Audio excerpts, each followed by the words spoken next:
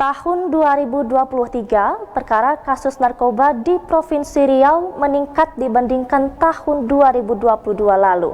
Selama tahun 2023, Polda Riau dan jajaran tangani 1.889 perkara dengan 2.773 pelaku penyalahguna narkoba yang dipenjarakan.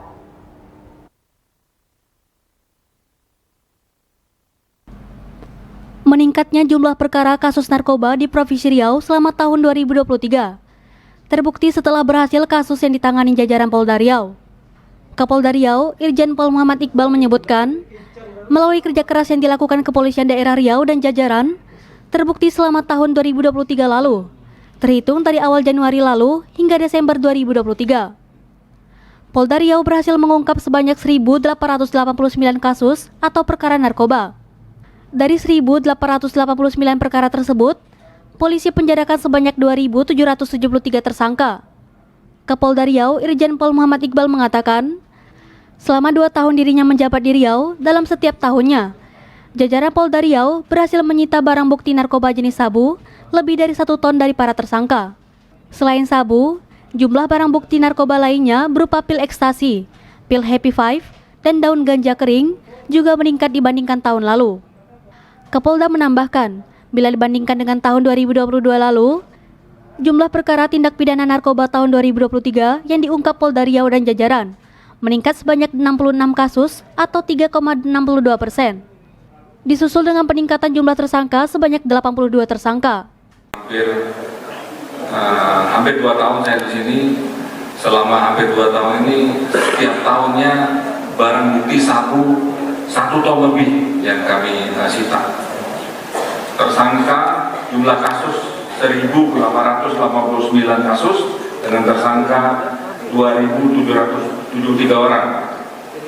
Sabu, barang bukti sabu dengan tersangka 2.518 dengan barang bukti 1 ton lebih.